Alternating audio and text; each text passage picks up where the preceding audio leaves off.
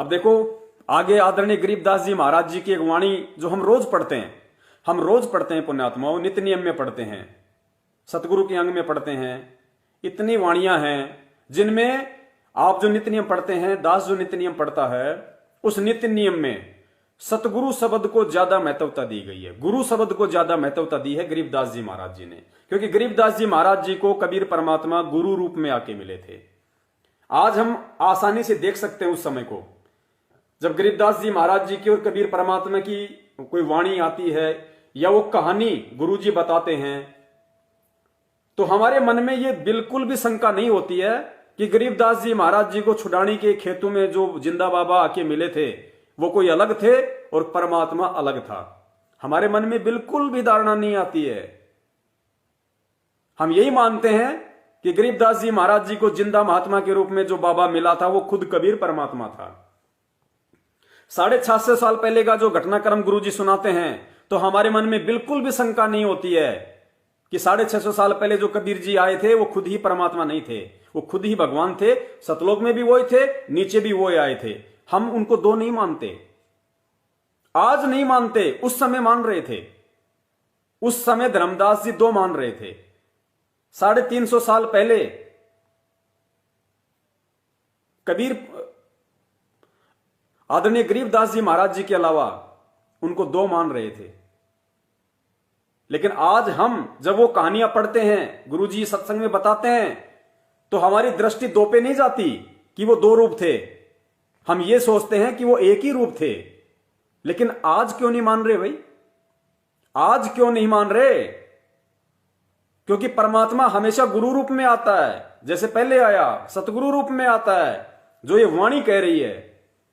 सतगुरु आए दया, सतगुरु आए दया करी, ऐसे दीन दयाल, बंदी छोड़ व्रतास कहा, जठरगनी प्रतिपाल।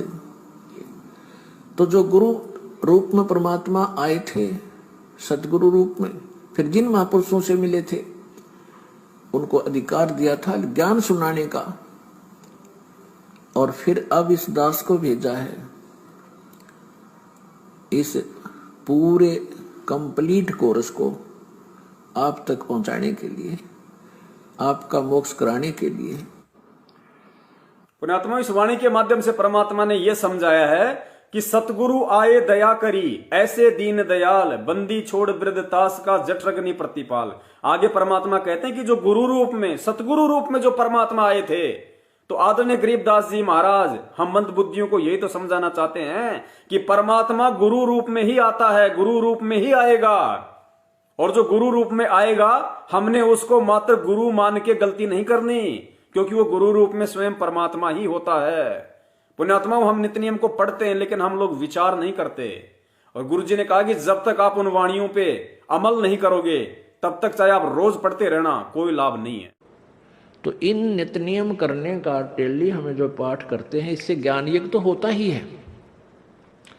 ज्ञान यज्ञ के साथ हमने समाधान भी इसका साथ पैरेलल करना पड़ेगा, तभी इसके पढ़ने का लाभ है।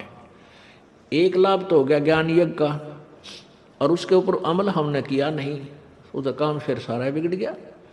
तो कहते हैं ये बातें कहन सुन के नहीं भाई, ये कर पाड़न की है। तन मन शीस ईस अपने पे, तन मन शीस ईस अपने पे, पहले में चोट चढ़ावे, जब कोई राम भक्त गत पावे हो जी, जब कोई राम भक्त गत पावे हो जी। तन मन शीस ईस अपने पे, तन मन शीस ईस अपने पे, पहले में चोट चढ़ावे, जब कोई राम भक्त गत पावे हो जी, जब कोई राम भक्त गत पावे हो जी।